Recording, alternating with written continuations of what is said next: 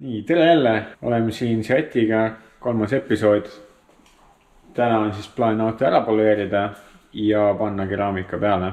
Keraamika siis 3 eri pinnale, et erinevad tooted, eks. Plastik, värv ja klaasile samuti midagi peale. Hakkame siis alguses värviga tegelema. Saame kindlasti näidata mõnda sellist põnevamat kohta. Need siin, mis siin nagu loodetavasti saab kaamerasse, on väga huvitavad. See on hea, et need ei ole näpujäljed siin. See ei ole jah puhastatav, et me proovisime tegelikult juba prepiga ka selle üle käia. Et see ei lähe puhtaks. Kohe siit luugi alt tahaks poleerida. Proovin teiselt poolt vaadata. Ja nüüd tuleb välja küll neid. Täitsa jookseb siit mingi asi. Üle auto on nagu selliseid asju tegelikult. Aga see hõbe värv peidab nii hästi. Ma ei tea, kas selle saame kaamerasse. Et siin on näha, et siin on mingi kleeps olnud. Jah, nii B-A-R A-R või mingi selline. Et kellegi logo on siin, saa reklaami. Et tahaks sellest lahti saada. Siin on jälle üks siuke.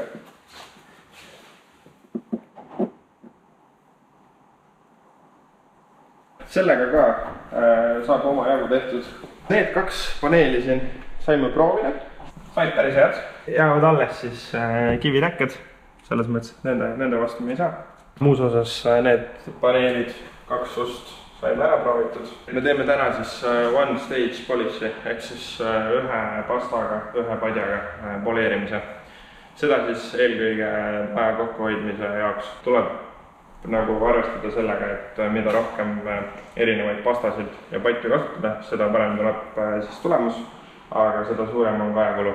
Ja keraamikat paneme siis peale Quick-View klaasile, trim plastikule, Pure läheb siis laki peale ja Pure'i peale paneme Cure'i ka, et sellega saaks juba varem ringi liikuma hakata.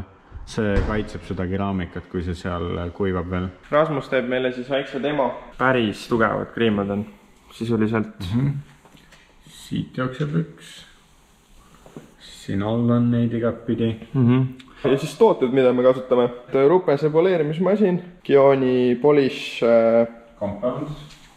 Ja polish ketas, Eccentric polish ketas. See on hea kombo. See on jah meil ära tõestanud ennast juba päris mitmel autol, et kui tegu päris BMW-ga ei ole, siis sellega saab värvipinnal päris hea efekti.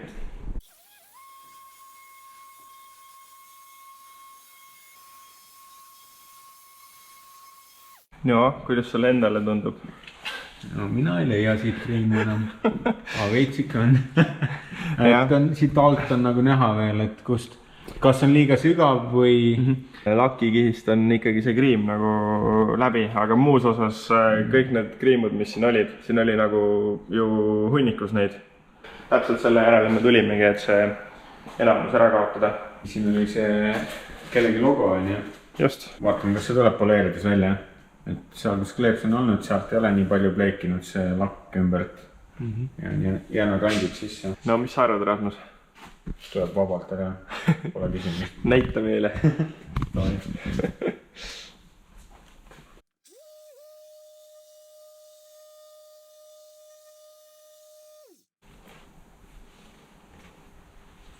Nägemist jah.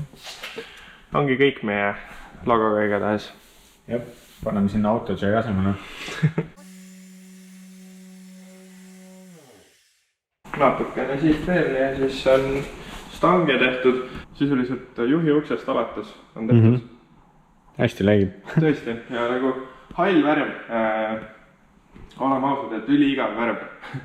Aga tõesti, siin pool autot läigib pärast oluliselt tugevamalt kui teine pool, et järelikult midagi on toimunud. Meil on ju äge see värvipaksuse mõõtja ka. Jah, siuke seade on meil. Saksamaal oli sellel autol üks suurem remontjärve ka, kuskil 2000 eurot. Et vaatame, kas me leiame selle koha ülesse, mida tehti. 96 on... See on okei. Tundub okei. tehases värvitud autol see mõõt kuskil 70 ja 110 vahel varieerub, on vist aus öelda niimoodi. Siin isegi näitab ka seda vahemikku, et just 70 kuni 165 mikromeetrit siis. Kuna see auto on siis ikkagi üsna värske, siis tegelikult tulem võibki olla, et mis iganes detail siin kunagi ajapikku on vigastada saanud, asendatigi lihtsalt uue detailiga. Siiani on igal pool samasugune olnud see. Ei oskagi nagu arvata, kus ta võiks olla. Saame ringi peale. Kaatus ka äkki.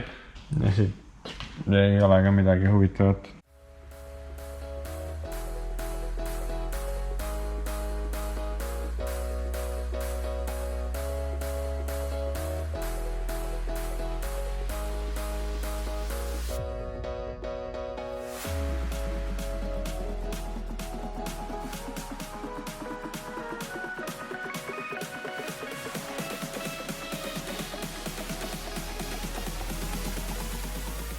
Rasmusel tuli siin vahepeal autot poleerides siuke idee ka, et kuna meil täiesti tõsimeeli nagu õiget lahendust ei ole, aga siin on sellised kurikuulsad kriimud, nagu ikka on ukselinkides, siis paneme natukene, või mis me siis teeme? Paneme mikroküürlappi peale poleerimispastat ja poleerime käsitsi ära need kohad, kuhu masin ei ulatu. Seda ma olen täitsa näinud, kuidas YouTube'is tehakse, et ei saa kogu kindlasti endale võtta. Ja tegelikult kui mõelda, siis lakipinnas, need on sisuliselt küüntega tekitatud inimestel ajapikku, eks? Et need ei ole sellised sügavad kriimud. Tegelikult enamus ongi läinud juba. Et ühin siit ära. Jah, 30 sekundit enne. Just, vau.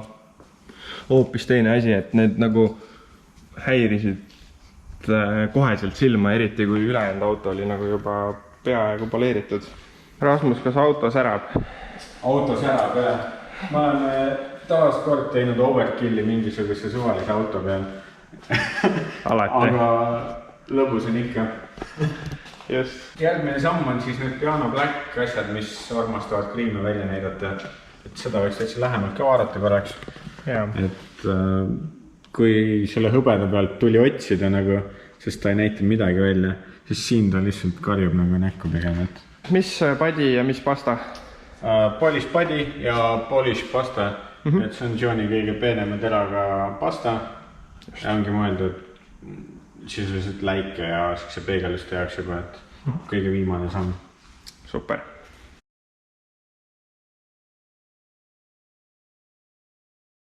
Et see before and after on küll päris hea, mulle tundub siit. Uskumatu. Et kui ta oli varem muud ei olnudki kui kriimud, siis hetkel peale neid kahte kiiret ringi on siin ainult kõige sügavamad järel. Jah, et see ei ole nüüd 100%, aga see on, et 90% kriimidest on kadunud. Et suurepärane tulemus ja nagu nägite, siis see ei olnud nagu tund aega tööd, eks. See oli tegelikult ju õige pasta, õige padi ja poleerimismasin korraks tööle. Enne.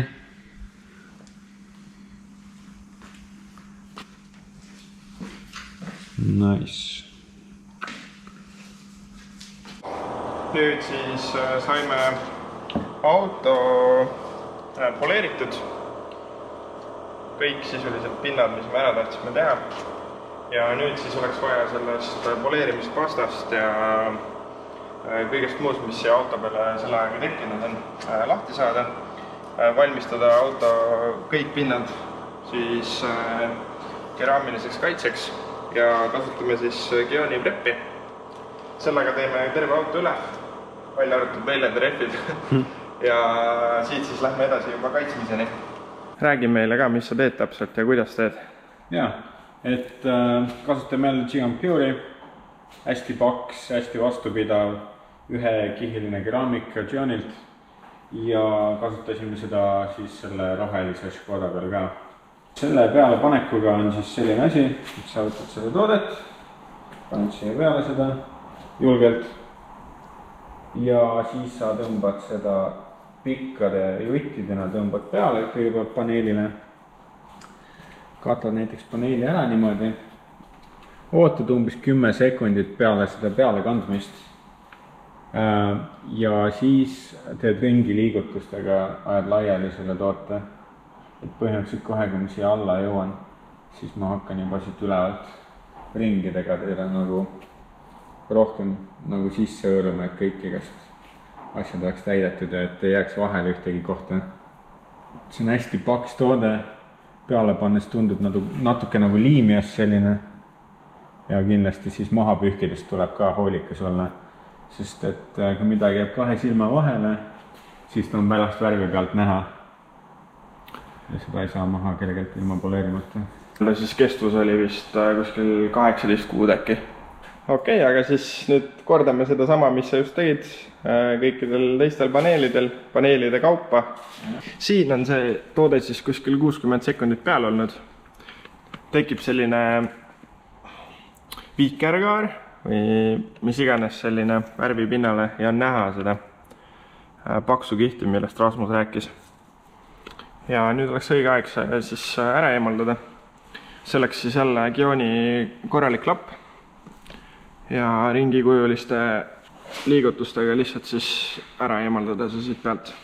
Kui see plastik siin, nagu me näeme, siis on veidi pihtu saanud nii-öelda selle keraamikaga, siis see on meil hetkel meelega, sellepärast et meil on plaanis pärast ka see plastik omakorda ära katta, et sellest ei nii-öelda meie olukorras ei juhtu mitte midagi. Kui soovida seda vältida, siis tuleks see siis ära katta või väga täpne olla. Pigem on mõistlik ära katta ilmselt.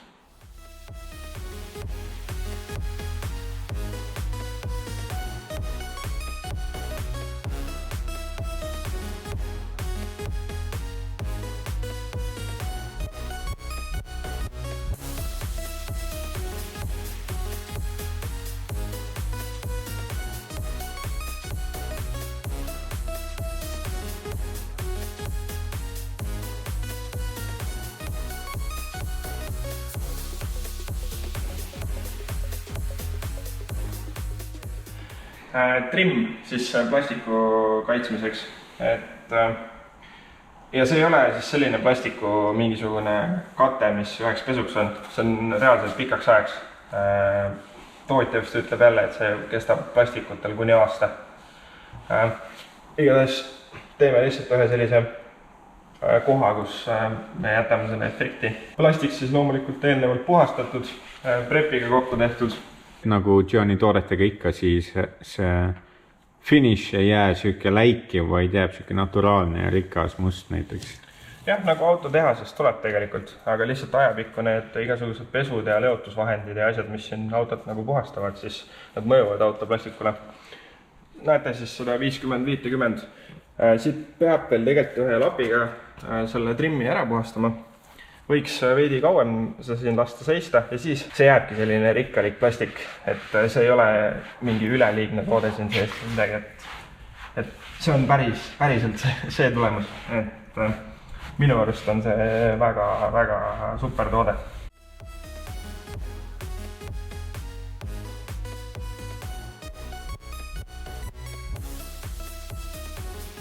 Klaasi jaoks otsustasime siis mitte tavalist view'i kasutada, vaid quick view'i. Et quick view on kiirem paigaldamisel ja ta kestab ka veidi vähem. Toote paigaldus toimub niimoodi, et võimalik see siis toodet välja siit suruda ja siis ringikujuliste liigutustega see siia ilusasti klaasi peale ühtlaselt peale kanda.